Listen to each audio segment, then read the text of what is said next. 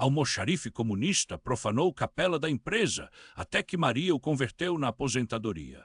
Goiânia, julho de 2022. Chovia um pingo fino, daquele que molha sem fazer barulho, como se o céu tivesse vergonha de chorar. Eu, Antônio Carlos Toni Ribeiro, 62 anos, comunista desde os 18, almoxarife da metalúrgica Santa Bárbara 35, estava parado na porta da capela da empresa, com uma lata de tinta vermelha na mão e um ódio no peito que nem a cerveja do Boteco do Zé, na Rua Augusta, conseguia mais afogar. A capela era um absurdo, um cubículo de azulejo branco com uma Nossa Senhora Aparecida de gesso no altar, rodeada de velas e flores de plástico. O patrão, seu Nélio, um fanático devoto, obrigava os funcionários a rezar o terço antes do expediente. Para afastar o demônio da greve, ele dizia, rindo como se fosse piada. Não era, era humilhação. Eu tinha planejado aquilo há meses. Não ia ser um ato de vandalismo qualquer. Ia ser uma declaração. Com a tinta escreveria em letras garrafais na parede: a religião é o ópio do povo, Marx, e abaixo um martelo e uma foice. O sindicato ia adorar, os jornais talvez, o patrão com certeza teria um troço. Mas quando levantei o pincel, minha mão tremia. Não era medo da demissão, era outra coisa. Uma vozinha chata lá no fundo perguntando: e se você estiver errado, Toni? Ignorei, molhei o pincel e comecei a traçar Orra. Foi então que ouvi o barulho. O som veio do fundo do galpão, um estalo seco como um tiro, depois gritos. Corri para ver, 3 homens encapuzados, armados com revólveres, empurrando a Maria do financeiro e o João da manutenção para dentro de um carro preto. Sequestro relâmpago. O patrão tinha falado sobre isso na reunião, quadrilha especializada em roubar folha de pagamento. Não pensei 2 vezes. Peguei uma chave de fenda da minha cintura, sempre carregava uma por hábito de almoxarife, e parti para cima do primeiro. O cara virou, apanhou meu golpe no braço e o revólver caiu. Ele xingou, chutou minha canela e eu caí de joelhos. A dor foi como um raio, mas quando levantei a cabeça vi a Maria olhando para mim com os olhos cheios d'água. Toni, pelo amor de Deus! Aí algo estalou dentro de mim. Gritei, pega ladrão, com toda a força dos meus pulmões de fumante. Os bandidos hesitaram. João aproveitou e jogou uma lata de óleo neles. Um escorregou, o outro atirou para o alto. Eu me joguei em cima da arma e rolamos os 2 no chão sujo de graxa. Não sei como, mas consegui imobilizá-lo até a polícia chegar. Os jornalistas vieram depois. Herói comunista salva colegas de sequestro, manchetei no Diário da Manhã. O patrão, seu Nélio, me abraçou chorando. Você é um homem de Deus, Antônio Carlos. Eu só ri amargurado. Deus não tem nada a ver com isso, chefia, foi sorte.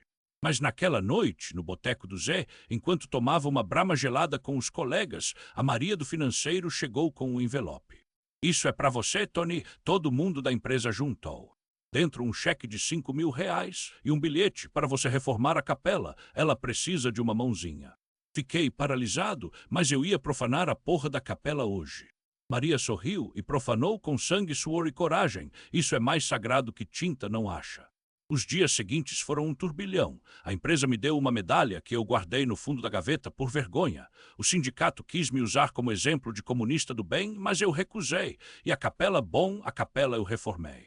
Não por fé, por teimosia. Comprei tinta nova, branca, dessa vez, consertei o telhado furado, troquei as flores de plástico por umas de verdade. Até a Nossa Senhora Aparecida ganhou um manto novo, bordado pela Dona Cida, costureira da Rua 44. Os funcionários começaram a frequentar mais. Até eu, às vezes, entrava só para sentar no banco de madeira, ouvindo o silêncio. Até que em outubro veio a notícia: câncer. Carcinoma de pulmão, Toni, está avançado. O médico falou como se estivesse lendo a previsão do tempo. 3 meses se der sorte. Aquelas palavras caíram no consultório da Clínica São José, na Rua 23, como um balde de água fria em dia de carnaval fora de época. Eu, Antônio Toni Mendes, esse almoxarife comunista, esse profanador de capelas, estudo, me vi olhando para o laudo como se fosse um manifesto político que não fazia sentido. Saí do consultório com a chuva fina de julho colando a camisa nas costas. Goiânia, naquele dia, parecia um filme mudo. Os ônibus buzinando na Avenida Anhanguera, os vendedores de pamonha gritando quentinho. Na Praça Cívica, e eu caminha entre eles como um fantasma. Passei pela Rua Augusta, onde morava há 30 anos, e parei em frente ao Bar do Zé, onde o cheiro de feijoada misturava com o de cerveja vazada. O Zé, um baiano gordo que falava mais alto que o rádio, me viu pela janela e acenou. Ó circunflexo, Toni, tá com essa cara de enterro ou de greve geral? As 2 coisas, Zé, respondi sentando no balcão. Me deram 3 meses. Ele largou o copo que estava enxugando. O rádio tocava Asa Branca no volume máximo, mas de repente tudo ficou quieto. O câncer, né? É agudo. Puta que pariu, ele coçou a barriga por baixo da camiseta do Flamengo e agora vai se tratar. Tratamento paliativo só para não doer muito quando chegar a hora. O Zé me serviu uma cachaça sem perguntar. Eu tomei de um gole só, sentindo o fogo descendo pela garganta. Tony, ele baixou a voz como se alguém pudesse ouvir. Você já tentou outra coisa? O que, maconha? Já fumei na juventude, não adiantou nada. Não, seu burro. Ele apontou discretamente para o alto, onde uma imagem de Nossa Senhora Aparecida pendurada atrás do caixa refletia a luz amarela do abajur. Reza.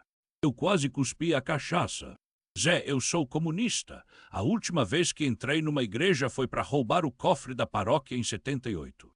E daí ele encolheu os ombros. A senhora não é política, Tony. Ela é mãe. E mãe não desiste de filho, nem que ele seja um cabra teimoso como você.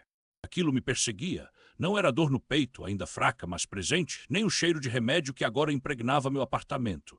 Era a imagem da Nossa Senhora na capela da empresa, que eu mesmo tinha reformado porquê, afinal, por teimosia, por vergonha ou por algo que não queria nomear. Naquela noite, enquanto a chuva batia nas telhas, peguei a medalha que a empresa me dera por serviços prestados à comunidade e a joguei na gaveta. Depois, sem saber por que, peguei o ônibus até a rodoviária, desci na Rua 2 e entrei na igreja de Nossa Senhora Aparecida, a mesma onde minha mãe me levava quando criança, antes de eu descobrir Marx. O lugar cheirava a cera e incenso, velas tremeluziam como estrelas doentes. Eu me ajoelhei ou tentei, os joelhos não obedeceram direito e olhei para a santa. Ela tinha o mesmo rosto sereno de sempre, como se soubesse de tudo e não ligasse. Tá bom, Maria, falei baixo com a voz rouca. Se você existe mesmo, me prova. Não quero milagre não, sou só um sinal. Qualquer coisa, um sonho, um pressentimento, sei lá. Mas nada de virgem grávida ou água virando vinho, tá? Eu sou materialista. Silêncio. Saí de lá mais irritado do que quando entrei. Besta que eu sou, pensei, perder tempo com superstição. Mas os sinais começaram.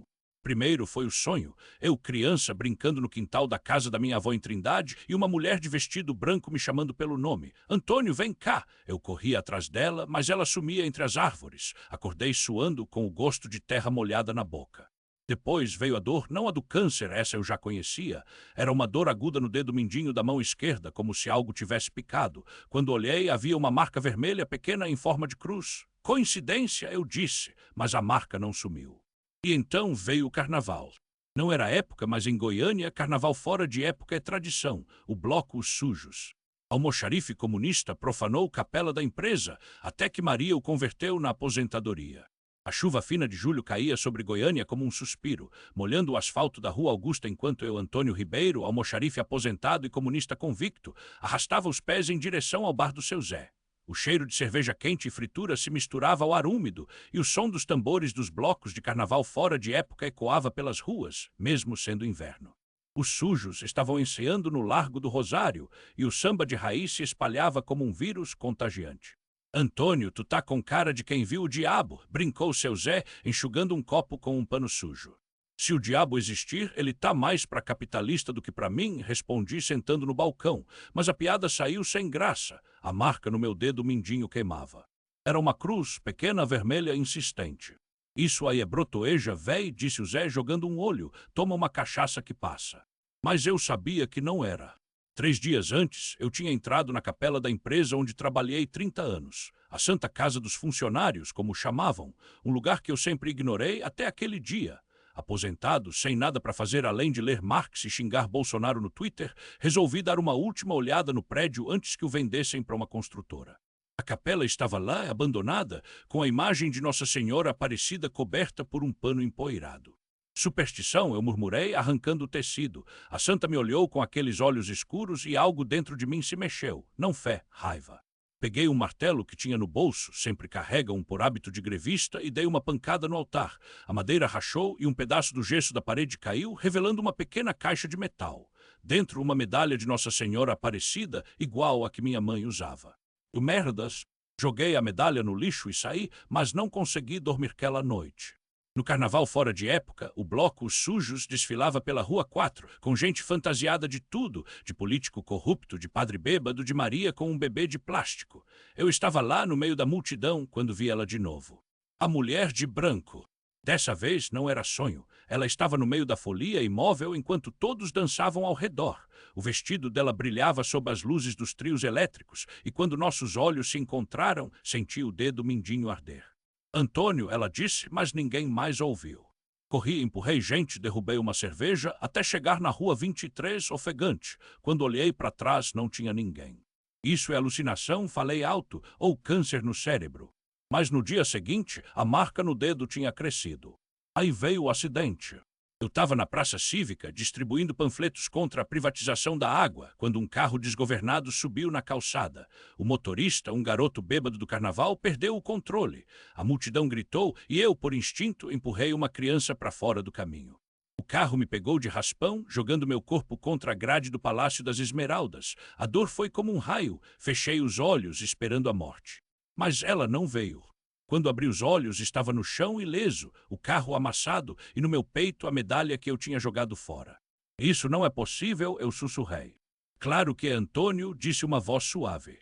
Era a mulher de branco, desta vez não sumiu, ficou ali sorrindo enquanto a chuva fina molhava seu vestido. Você não é Deus, eu acusei, não acredito em milagre. Não preciso que acredite, ela respondeu, só preciso que persista. E então, como um clarão, entendi. Não era sobre fé, era sobre luta. Aquela cruz no dedo, a medalha, os sonhos, não eram sinais divinos, eram lembretes de que mesmo depois de 30 anos brigando por direitos, mesmo depois do câncer, da aposentadoria, da solidão, eu ainda tinha uma missão. E que, às vezes, a revolução vem de onde a gente menos espera. Hoje, a capela da empresa não é mais abandonada, virou um centro de apoio a aposentados. A revolução dos pequenos milagres. A chuva miúda de julho batia nas telhas de amianto da antiga fábrica de móveis Santo Antônio, na Rua Augusta, bem perto do Mercado Central. O cheiro de terra molhada se misturava ao de cera de vela e tinta fresca, restos da reforma que a gente tinha feito a unhas, com doações e mutirão. O carnaval daquele ano tinha sido fraco, quase ninguém saiu no bloco do Zé Pereira por causa da pandemia que ainda assombrava, mas a gente não deixou a tradição morrer. No lugar dos desfiles, fizemos uma feijoada solidária no pátio da capela, com direito a marchinhas tocadas no violão pelo seu Damião, o ex-sindicalista que agora cuidava do jardim. Eu, João Batista, o João Comuna, como me chamavam nos tempos de greve, nunca imaginei que, aos 62 anos, depois de 3 décadas como almoxarife da Indústrias Goiás, eu estaria aqui, varrendo o chão de uma capela que eu mesmo tinha ajudado a profanar nos anos 80. Naquela época, a gente quebrava santos de gesso no pátio, pintava pichações nas paredes com foices e martelos e ria enquanto os padres da paróquia São José faziam o sinal da cruz de longe. Religião é ópio do povo, eu gritava, com a voz rouca de tanto discurso no sindicato. Mas ópio mesmo era o álcool que me queimava as entranhas todas as noites, depois que a Leila me deixou por causa das minhas cachaçadas e das reuniões do partido que nunca acabavam. Foi no dia em que o médico falou a palavra câncer que eu entendi o tamanho da minha solidão. Não tinha filho, não tinha mulher, não tinha nem mais o partido. Os camaradas tinham virado políticos de terno assentados em Brasília, enquanto eu ficava para trás, com as mãos cheias de calos e um diagnóstico de próstata que parecia uma sentença. Vai ter que operar, João, e rápido. Aí, pela primeira vez na vida, eu me ajoelhei, não por Deus, por medo. Foi quando ela apareceu. Não foi como nos filmes, não. Não houve coros de anjos nem raios de luz. Foi numa tarde de quinta-feira, quando eu estava sentando no banco da Praça Cívica, olhando para o Palácio das Esmeraldas e pensando em como ia pagar as contas do hospital. Uma mulher de vestido branco simples, como as beatas que vendem velas na Feira da Lua, sentou do meu lado e me ofereceu um copo de suco de pequi. Toma, é bom pro coração, ela disse. Eu olhei para a mão dela, dedos finos, unhas curtas e no dedo mindinho uma aliança de prata com uma cruz gravada. Você é daqueles grupos de oração? Perguntei desconfiado. Sou de onde precisam de mim, e sorriu. Não sei explicar como, mas naquele sorriso eu vi todas as marchas que eu tinha liderado, todas as greves que a gente tinha ganho, todas as noites que eu passei distribuindo panfletos na Rua 4, com a polícia atrás. E vi também o vazio de quem lutou a vida toda por um mundo melhor, mas esqueceu de viver nele. Por que você? Perguntei com a voz quebrando. Porque você ainda acredita em algo, ela respondeu, mesmo que não saiba no que. A operação deu certo, o câncer recuou, e eu, em vez de me aposentar para ficar bebendo pinga no boteco do Chiquinho, comecei a juntar os aposentados do bairro Popular para reformar a capela abandonada da antiga fábrica. Vamos fazer um centro de apoio, falei para eles, para quem não tem mais onde ir. O seu Damião trouxe as ferramentas, a Dona Maria das Dores doou os panos de prato bordados e até o espadre Marcelo, aquele que a gente tinha expulsado nos anos 80 por alienar os trabalhadores, veio ajudar sem ressentimento. No primeiro almoço comunitário, servimos galinhada com arroz de carreteiro para 40 pessoas. No segundo, 100. No terceiro, a Rádio 730 veio fazer matéria e o vereador Zé da Farmácia apareceu com uma caixa de remédios doados. Isso aqui é comunismo na prática, João? Ele brincou. Eu só ri. Não era comunismo, era humanidade. Até que numa tarde de julho, igual àquela em que tudo começou, a chuva fina voltou. Eu estava arrumando as cadeiras do salão quando vi ela de novo, parada na porta, olhando para a gente. Desta vez não estava sozinha. A mulher da chuva fina. Ela entrou sem pressa, como se o tempo fosse um rio que só ela sabia navegar. Ao lado, uma criança de uns 6 anos, magrinha, de mãos dadas com a mãe. A mesma mulher que me confrontara meses antes, quando eu ainda achava que fé era ópio do povo. Desta vez, seus olhos não queimavam, brilhavam. E no colo, embrulhada num chale surrado, trazia Nossa Senhora Aparecida, a mesma imagem que eu tinha jogado no lixo da empresa, lá na Rua Augusta, entre papéis de balancete e recibos de propina.